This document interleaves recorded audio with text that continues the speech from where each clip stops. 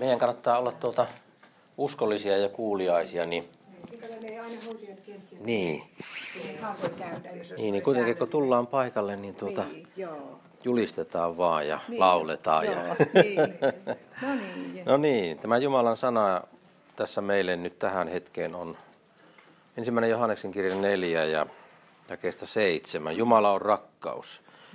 Rakkaani, rakastakaamme toisiamme, sillä rakkaus on Jumalasta. Jokainen, joka rakastaa, on syntynyt Jumalasta ja tuntee Jumalan.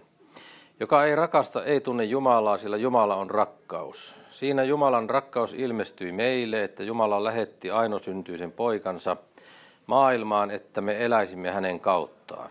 Siinä on rakkaus, ei siinä, että me olemme rakastaneet Jumalaa, vaan siinä, että hän on rakastanut meitä ja lähettänyt poikansa meidän syntiemme sovitukseksi. Rakkaani, jos Jumala on näin meitä rakastanut, mekin olemme velvollisia rakastamaan toisiamme. Jumalaa ei kukaan ole koskaan nähnyt, mutta jos me rakastamme toisiamme, Jumala pysyy meissä ja hänen rakkautensa on tullut meissä täydelliseksi. Siitä me tiedämme pysyvämme hänessä ja hänen pysyvän meissä, että hän on antanut meille henkeään. Me olemme nähneet ja todistamme, että Isä on lähettänyt poikansa maailman vapahtajaksi. Jumalan rakkaus, niin se ilmenee tosiaan Kristuksessa Jeesuksessa, niin kuin tässä tekstissä sanottiin. Tuo agape-rakkaus, tuo uhrautuva rakkaus, tuo pyyteetön rakkaus, niin se ilmestyi Jeesuksessa, Kristuksessa. Siinä Jumalan rakkaus ilmestyi, että Jumala lähetti ainoan poikansa Jeesukseen kuolemaan meidän puolestamme Golgatan ristillä ja antamaan verensä ja elämänsä uhrina, että meillä olisi elämä hänen kauttaan. Siinä on se rakkaus.